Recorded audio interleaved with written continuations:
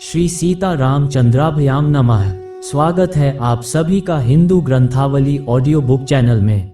24वां सर्ग। श्री राम और लक्ष्मण का गंगा पार होते समय विश्वामित्र जी से जल में उठती हुई तुमुल ध्वनि के विषय में प्रश्न करना, विश्वामित्र जी का उन्हें इसका कारण बताना तथा मलद, करुष एवं ताक का बन का परिचय देते हुए इन्हें ताक का वध के लिए आज्ञा प्रदान करना। तदनंतर निर्मल प्रभात काल में नित्य कर्म से निवृत्त हुए विश्वामित्र जी को आगे करके शत्रु दमनवीर श्री राम और लक्ष्मण गंगा नदी के तट पर आए।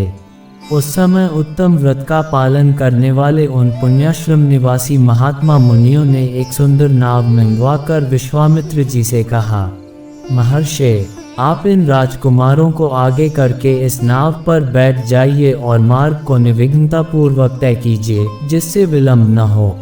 विश्वामित्र जी ने बहुत अच्छा कहकर उन महर्षियों की सराहना की और वे श्री राम तथा लक्ष्मण के साथ समुद्र गामिनी गंगा नदी को पार करने लगे। गंगा की बीच धारा में आने पर छोटे भाई सहित महातेजस्वी श्री राम को दो जलों के टकराने की बड़ी भारी आवाज सुनाई देने लगी। ये कैसी आवाज है, क्यों तथा कहाँ से आ रही है? इस बात को निश्चित रूप से जानने की इच्छा उनके भीतर जाग उठी। तब श्री राम ने नदी के मध्य भाग में मुनि व विश्वामित्र से पूछा, जल के परस्पर मिलने से यहाँ ऐसी तुमुल ध्वनि क्यों हो रही है? श्री रामचंद्र जी के वचन में इस रहस्य को जानने की उत्कंठा भरी हुई थी। उसे सुनकर धर्मात्मा विश्वामित्र ने उस महान शब्द तुमुल ध्वनि का सुनिश्चित कारण बताते हुए कहा, नरश्रेष्ठ राम, कैलाश पर्वत पर एक सुंदर सरोवर है। उसे ब्रह्मा जी ने अपने मानसिक संकल्प से प्रकट किया था। मन के द्वारा प्रकट होने से ही वह उत्तम सरोवर मानस कहलाता है। उस सरोवर से एक नदी निकली है जो अयोध्यापुरी से सटकर बहती है। ब्रह्मसर से निकलने के कारण वह पवित्र नदी सरयू के नाम से विख्यात है। उसी का जल गंगा जी में मिल रहा है। दो नदियों के जलों के संघर्ष से ही यह भारी आवाज हो रही है, जिसकी कहीं तुलना नहीं है।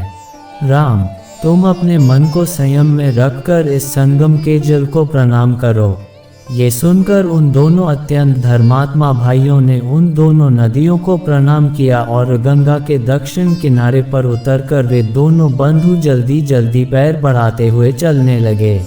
उस समय इक्ष्वाकुनंदन राजकुमार श्री राम ने अपने सामने एक भयंकर वन देखा, जिसमें मनुष्यों के आने जाने का कोई चिन्ह नहीं था। उसे देखकर उन्होंने मुनि व विश्वामित्र से पूछा, गुरुदेव, ये वन तो बड़ा ही अद्भुत एवं दुर्गम है। यहाँ चारों ओर झिल्लियों की झंकार सुनाई देती है। भयानक हिंसक जंतु भरे हुए हैं। भयंकर बोली बोलने वाले पक्षी सब ओर फैले हुए हैं। नाना प्रकार के विहंगम भीषण स्वर में चहचहा रहे हैं। सिंह, व्याघ्र, सुअर और हाथी भी इस जंगल की शोभा बढ़ा रहे हैं। धप, धोरा, अश्वकर्ण, एक प्रकार के शाल वृक्ष, ककुब, अर्जुन, बेल, तेंदुक, तेंदु, पाटल, पाइप तथा बेर के वृक्षों से भरा हुआ ये भयंकर वन क्या है? इसका क्या नाम है? तब महातेजस्वी महामुनि विश्वामित्र ने उनसे कहा, वत्स, ककुत्स्थनंदन, ये भयंकर वन जिसके अधिकार में रहा है, उसका परिचय सुनो। नरश्रेष्ठ, पूर्व काल में यहाँ दो समृद्धिशाली जनपद थे, मलद और करुष। ये दोनों देश देवताओं के प्रयत्न से निर्मित हुए थे।